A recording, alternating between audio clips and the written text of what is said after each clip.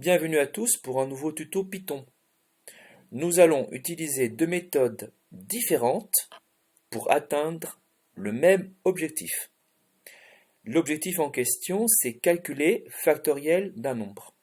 D'abord, définissons ensemble factoriel 5, ce qui s'écrit 5 points d'exclamation. 5 points d'exclamation, factoriel 5, c'est la multiplication des nombres entiers de 1 jusqu'à 5.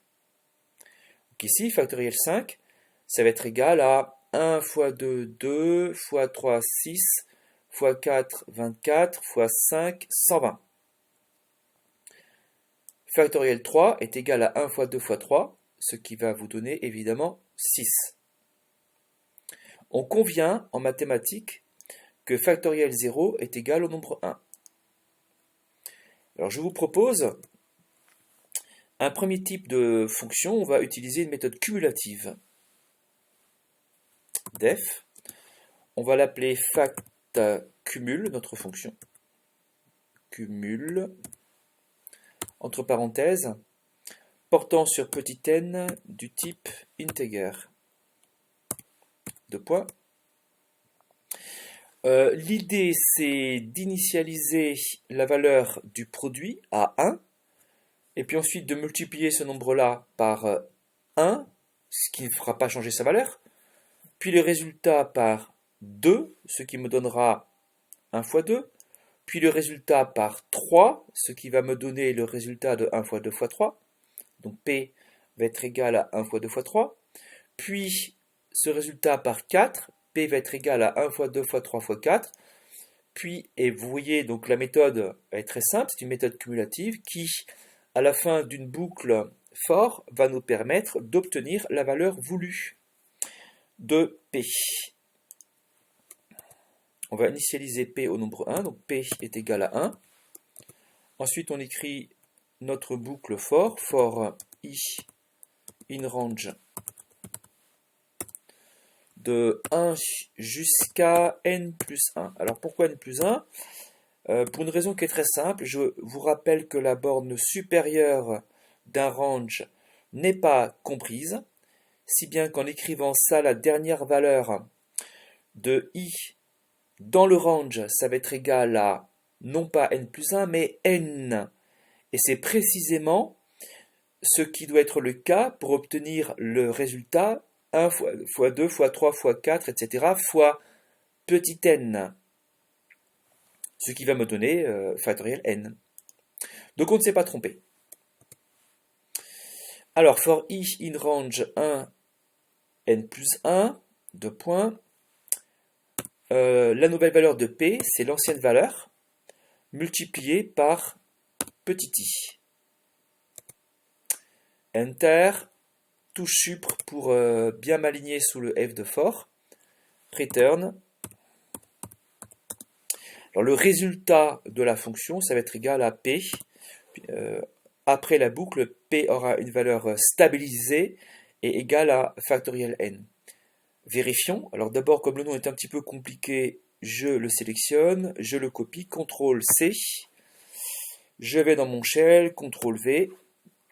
Alors, factCumul de 5, puisqu'on l'a sous les yeux. Factoriel 5, on avait vu que c'est égal à 120. Et d'après notre script, factoriel 5 est égal à 120. On va vérifier que factCumul de 0 ne crée pas un bug. On a vu qu'en mathématiques, factoriel de 0 est égal à 1. Donc normalement, on doit obtenir 1 comme résultat, 581, et ça marche. Alors voici pour notre première fonction, factCumul. J'appuie sur Enter et je laisse une ligne blanche, je laisse une ligne de respiration. Et on va définir une nouvelle fonction qui utilise la récursivité. La récursivité, c'est lorsqu'un programme peut faire appel à une occurrence de lui-même immédiatement plus simple, immédiatement inférieure. Alors c'est ce qui va se passer ici. Def fact rec, par exemple, c'est un nom qui est assez naturel. C'est nous-mêmes qui décidons du nom 1, bien évidemment. Portant sur petit n du type integer. deux points, if si n double symbole égal est égal à 0, deux points, return 1, évidemment, puisque factoriel 0 est égal à 1, sinon, else, deux points, return. Alors c'est la qualité en fait, ici si on regarde bien, 5 factoriel, enfin factoriel 5, ça se lit factoriel 5. Factoriel 5 est égal à tout ça multiplié par 5. Donc 5 fois une occurrence inférieure de factoriel.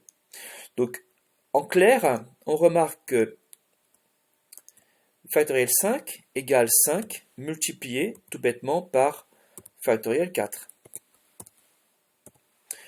Ce que l'on a dit ici avec factoriel 5 et qui fait intervenir factoriel 4, donc une occurrence immédiatement inférieure, on pourrait l'écrire de manière plus générale, n, point d'exclamation, donc factoriel n, égale petit n, multiplié par l'appel à factoriel au rang inférieur, n-1,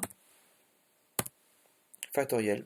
Effectivement, n fois n-1 factoriel, c'est n fois n-1 fois n-2 fois papa fois 2 fois 1, qui est égal précisément à n factoriel. Parce que n fois n-1 fois n-2, etc. fois 1, si je regarde globalement ce que j'ai écrit, je vais retrouver la définition de factoriel n. Donc revenons ici. Si n est égal à 0, return 1, sinon return n multiplié par l'appel à la fonction au rang immédiatement inférieur, factrec de n-1. Je vérifie, la meilleure vérification c'est se jeter à l'eau et on verra bien. Si on a fait, on verra bien, c'est-à-dire si on a fait une erreur de frappe, on va se rendre compte assez facilement.